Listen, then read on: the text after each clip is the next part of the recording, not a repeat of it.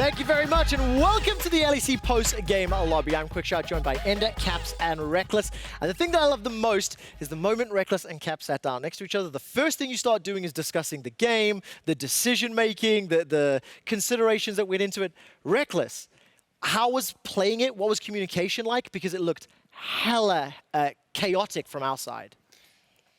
It felt that way to me as well, because I wasn't really a part of the action. So I was chilling in the bot lane, trying to learn how to play Karma. So it was kind of, I guess, it was a fun game, yeah. You were just along for the ride while Broxah smashed. Yeah, well, basically, like, we were thinking that if we don't take these specific champions, then enemy team draft is just too good. So we just had to kind of play them. And I was trying to practice it today in solo queue, but I didn't get that many games in. So it was a bit hard to learn on the fly, but my team was doing really well. So I guess I was just chilling in the bot lane. It was pretty nice. Caps, how was it for you up in the top lane? It felt like you're playing 1v2 for a little while. A number of ganks coming your way. Now, we've got a lot of replays here. That was so sick. It's just going to be a whole string of kill after kill after kill. He told me he thought you were going to E, not flash. I don't think I had so he was lucky. Just pretend like he had it planned all along, Rekkles, okay? This one was good, though. This one was good. I wouldn't have hit that. So, Caps, what was it like playing when, you know, obviously Fnatic and Rekkles and his squad got so many advantages so early? I mean, so it was pretty difficult. I think like, going into the game, I was like a bit nervous because obviously I was like playing top lane, and I didn't really like maybe like take in consideration that I should not be like too far up in top lane because it's a really long lane and you get chased down. So I ended up doing like a huge mistake, and I feel like Fnatic kind of snowballed from that pretty well. I think sure I TP'd back and got him as well, but then like I died to Broxah, and while it was like a 1-for-1, my wave was not that good. And honestly, like after that, it was just like so chaotic that I mean, I didn't really have a good overview of the game. How surprised were you guys that Fnatic pulled this off with this draft? Well, I played against him in solo queue this morning with Karma Pike, so I don't think they were that surprised because they banned Shen as well, so they knew for sure. But I guess we kind of figured that if we want to beat G2, we have to beat G2 in their own game, rather than just like bring our own game to them. Yeah. Because they're so crazy that if you don't meet them halfway at least, then they're just gonna beat you at it, right? I think we actually looked at it for G2 stats, and between 15 and 20 minutes, they like triple their gold leads on average. But they usually don't get off to that big of an early game lead, whereas like Fnatic, you guys like really try to pop off. So I liked the idea of this composition where it was just like run at them over and over. You have TF, Karma to like speed up and try to make plays. On the other hand, if you guys didn't get an early lead, I think you guys get blasted. You think we get outscaled this week? I mean, you don't have an ADC, right? No, we do. TF. Oh, right. ADTF. Actually, though. We were actually talking a little bit about it in the game, and we were thinking that we were going to outscale. So we weren't worried about late game. No. ADTF totally makes sense. We were worried about maybe map splits or just solo lanes not going well, but I don't know what happened. It's just going down. Explain to me where this performance comes from, Rekkles. Now, obviously, Summer Split has been fantastic from both of your squads, but now undefeated 5-0. There seems to be an energy, there seems to be a fire that is not quite easy to see. So where does the strength come from? I think everyone was just really sad after Spring Split, because after winning both splits, going to World Finals, it was kind of hard, I guess, to finish third.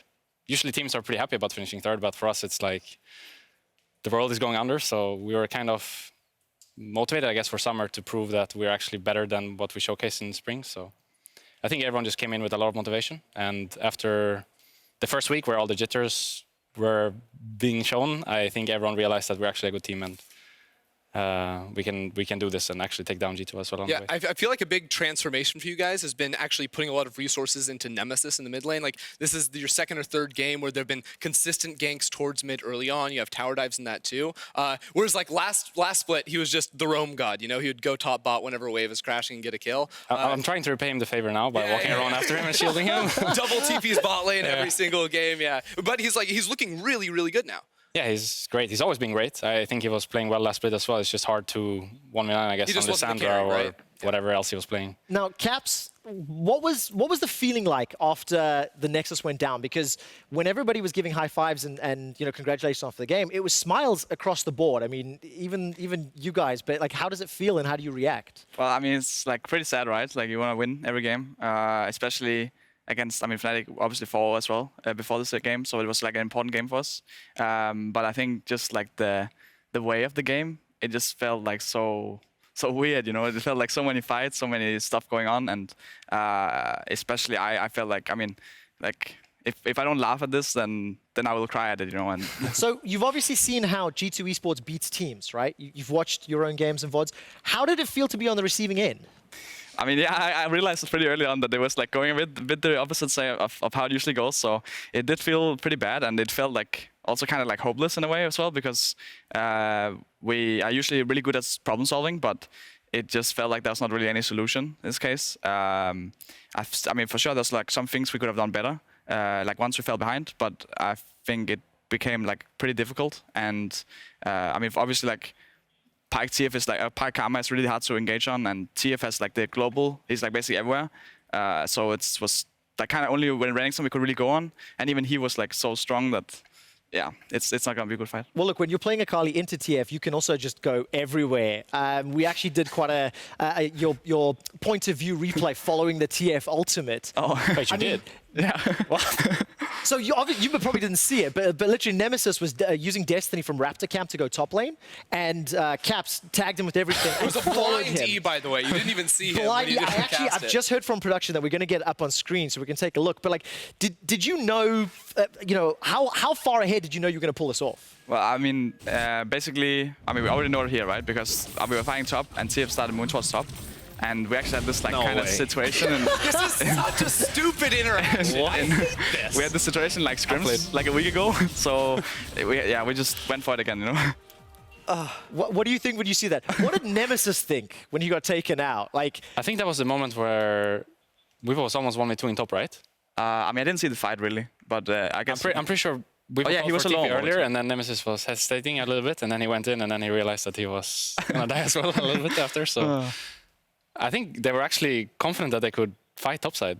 I don't think they were scared. I think they were just not on the same page. They probably didn't predict the Akali following that. how can you possibly do that? I've got an interesting like communication and in-game conversation question, because obviously for Fnatic this is a new like look, at least for us on stage, and seeing you guys win in this chaotic style.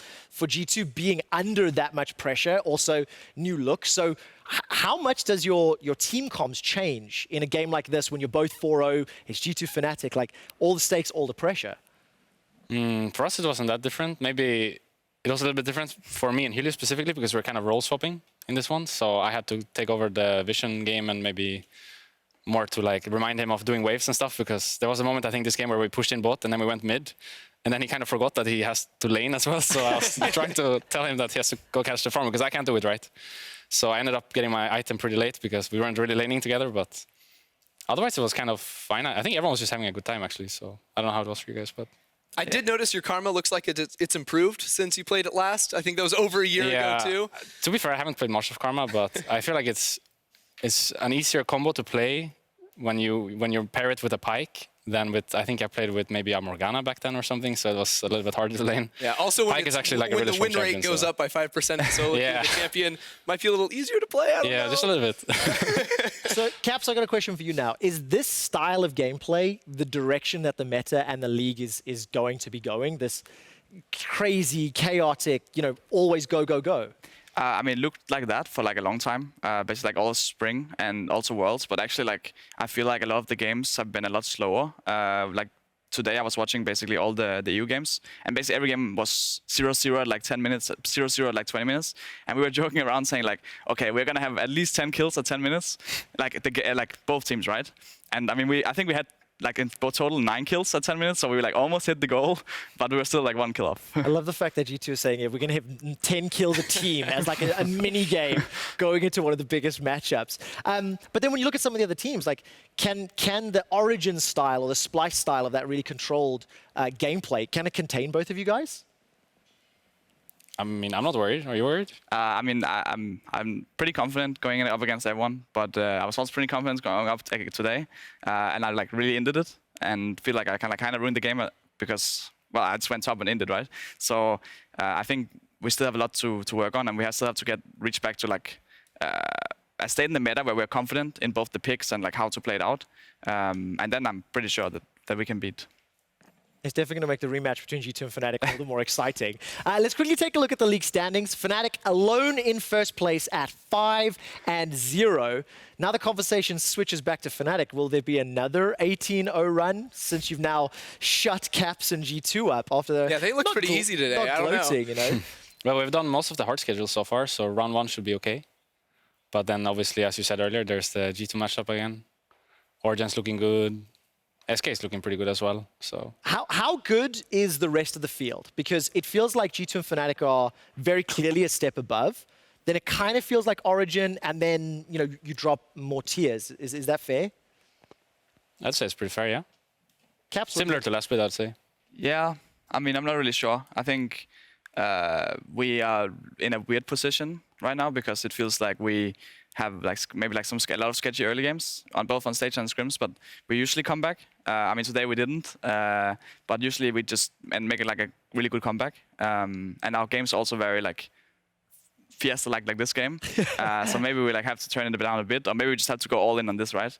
But I feel pretty confident going up against all the teams under us. Okay, I like this. Now let's turn our attention looking forward. Next week, Rift Rivals. Obviously Origin, and the two of you guys are going to be going. Caps, I want you to tell me if Fnatic will drop any games to the LCS teams. It's like one game against each team, right? And then like a best of 5 or something? Yeah. I mean, honestly, I have no idea. I guess it depends on how serious they take it. I think that they can go undefeated, but again, it's like best of 1s, and they play like around 4 or 5 best of 1s. I mean, I will say that they lose 1 game. Lose 1 game. Have you watched a lot of LCS this summer? Not really. Not a huge amount. Okay, fair enough, fair enough. So Then You you're only losing 1 watched game as well. the MSI finals. You're losing 1 game as well then. Okay. okay, so 2-1. So you're confident G2's going to drop a game? Yeah, well, they have to if we have to. Maybe 2. Otherwise, not fair. Maybe 2. No, just 1. I'll give you 1. And we lost 1 game last year, right? Well, I wasn't playing, but I remember you had a casting game. Yeah, that's true. We lost that one.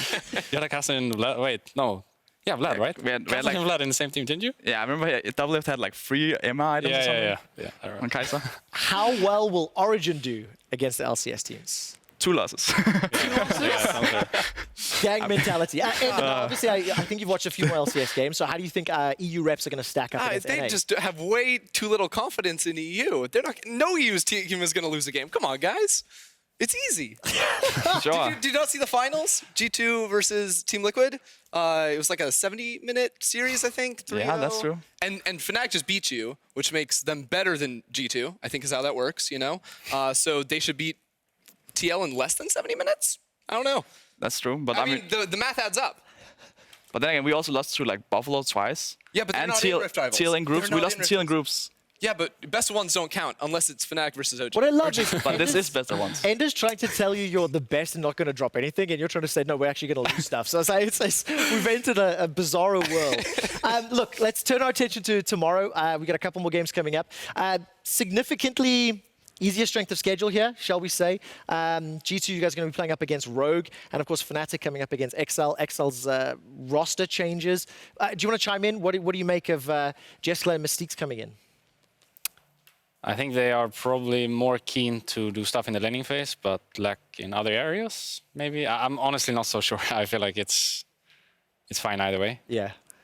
Obviously, Fnatic, huge favorites here, Look, right? they played Sona Taric, so it's really hard to judge them in terms of comparing them to other bot lanes right now. I don't have amazing hopes for this team even after the roster changes. We're just gonna have to see them play more games. Now for Caps, I've just read that and heard that Misfits will be substituting Maxlaw and Febiven out. Kirei and Leader will be coming in. Do you know much about Leader at all? Have you played against him solo queue? Yeah, I mean, I've played against him a lot in solo queue, right? And I also watched a bit of EU Masters, so I know he's I really accept these kind of champions. So that's gonna be fun to watch. They're playing against Schalke, and yeah, I mean, I don't know if he's better than Febiven. I think maybe they just ban out Aurelia, maybe even ban Zed, and then maybe he doesn't have the best shampoo left. Do you think this could be a solution to the Misfits problems that they've been having in terms of the success? Well, it's a way of trying something new, I guess. They probably want to aim for more than they're reaching right now. Right now, it looks like they'll at best finish top 4 maybe. So it's definitely worth a shot. And maybe Leader is actually really good, and he managed to pop off on the big stage, and then suddenly they have a challenge for the throne, right? Yeah, I mean, so looking at their game today, I think Maxler was way too... He just didn't do anything in the early game, honestly. And I think when we say Kirei and Leader are coming in, we expect to see Misfits play more for early game. Around those melee champions is what Leader was really known for at U Masters. But like the Zed you mentioned, he was first picking that, blind picking that champion, just like still popping off. But also Yasuo was in there. The only champion I think he lost to in lane was like a Renekton mid counter pick. So this is a player that's super, I want to say feast or famine in a way, where he goes for the pop-off picks, the pop-off plays, and all that sort of stuff. So I think it's an exciting look now for Misfits, but ultimately very hard to judge whether or not it will be a positive or a negative one. Okay, we'll have to see how well they perform tomorrow up against Schalke. I've only got one more set of questions for the two of you. It's very early in the split, and it's very unfair, but I'm going to do it anyway. Let's assume that the three Rift Rivals teams in Fnatic, G2, and OG are going to make playoffs. I think that's a safe bet. Which are the next three teams that you believe will be in playoffs and have a shot to make it to Athens? I'm going to give the players some time to think, and Ender, make you have the honors of telling me first. Oh boy. Okay, this is actually a difficult one, I think. I think I would put Splice in there for sure. I think they've shown like the consistency to definitely be a 4-6 team with potential, you know, be like up towards the top end of that. I think SK is another good bet with the way they've been playing. And I think Crownshot in particular has had some very good performances with Sakurai coming in too. I think they are definitely a playoff team in my eyes if we were to go to playoffs now, let's say. The last one gets really, really difficult because I want to say Misfits, but with the changes they've been doing in their roster, they just lost a game to SK as well, that I think I would lean towards them. But ultimately that 6th spot is the one I'm least confident on. Caps? I think just go with something like Splice, SK, Schalke. I'll go for the same. What specifically about the three teams or individuals makes them stand out amongst the rest? Rekkles? I think the other teams are just not as good. It's not even like those three teams specifically are great. It's just other teams aren't as good. So they kind of just get in there. Sort of how we got in there last split. At least that's how it felt to me. I mean, you guys won like 9 of your last 10 games but or something insane. It felt to us like we were preying on everyone else not being good. You were at a position, I think, where you had to have other teams lose, even though you were doing so well because the start was really rough. How is it like scrimming and playing in EU where you have such a stark level gap? We've had so many years of competing at this level and different regional strengths, right? But now it's so clear that the top teams are so far above the rest. Like, does it hurt you in terms of practice when you go to international events? And is it something you guys think about and talk about? I mean, it's hard to judge if it hurts us because we don't know what if we actually had better scrims, how that would impact us going into international tournaments. But for sure, I think we would like to get more, maybe challenge more in scrims. I think a lot of our scrims get very trolly, but that's also because we don't feel like we get challenged that much. And obviously we haven't scrimmed that much because the split just started. Yeah. But I still feel pretty confident going into the international competition because both NA and LEC are not looking that strong right now. And while LPL are looking pretty scary, I think we can always hope on NA getting them out somehow. I don't know if we'll get that magic again. Look, Caps, Rekkles, thank you so much for joining me on PGL. Congratulations, Rekkles. It was a hell of a game. There is more League of Legends coming up in LCS Academy, starting at midnight with Cloud9 Academy versus CLG Academy. After their last game, we'll have a rebroadcast of today's action in the LEC. Make sure you watch these guys' games. It was fantastic. That's all from us. Thank you. Join us tomorrow for the final day of Week 3 here in the LEC. GG! Thank you. Thank you so much. Thank you so much. Thank you. Because so far, all these middle teams have only really played the Fnatics and G2s of the world and the Excels and the Vitalities. Yeah. We haven't had a ton of games of them competing against each other, and that's what today is all about. Mowgli trying to walk him down, but there's a lot of damage being fired back, but Deep flashing over the wall. Mowgli in the midst of no man's land, and suddenly the fight is starting to turn. Jizuke, not a lot left, uses the storm here off a combo in the midst of everything, and that's a meat grinder. Jizuke moving forward, that's the crescendo, trying to delete the Sona, but no, the Sarah situation is still there. Mowgli taken down, combo on the backside, Attila though, free firing into the backline, the Boris is untouched. Xerxes jumps in, the Cataclysm used, but then straight into the Impale. Prophet's already born, and Xerxes gets out. Nard's just about to come out and knocks back Inspired. The true shot barrage from Splice, it's a double. The Humanoid and Splice come out on top. Inspired has to be able to find Kami. Instead, they get poked out and pushed back. The Elder Dragon is started up again, and it's taken down by Xerxes. He gets it into a Great knob from Vizichachi. He pulls all of Rogue back into the team, and there's no escape. They're dashing, they're funny, they're singing for free. Mary, Mary, if this euphoria isn't your dream, Mary, Mary. Schalke going for it. Cold has the flank, straight into the cataclysm, straight into their demise. Schalke lose 2. He didn't have his flash available. We can see here, great utilization of the Ezreal ultimate to actually... Oh, never mind. We'll ignore that one. Thank you, observers. A little bit too much damage. Low stuff there, but they're looking for the kill anyway. With the gnaw. Oh, indeed. It's not actually allowing G2 to gain any... There's no way you should be able to hit that. Cap's still able to get away, but Hylissang on the chase couldn't quite land the Tiamat. Hylissang, he's vying for the best pike in Europe. Cap strong, no way! Can be a little difficult to see. Ripple splashes in and takes out Perks. Kills him with the ruthless predator and Fnatic are hungry for blood. They're on the hunt. Destiny comes out, but Nemesis chasing onto Caps. He took his squad. He'll take his life. Fnatic are destroying G2.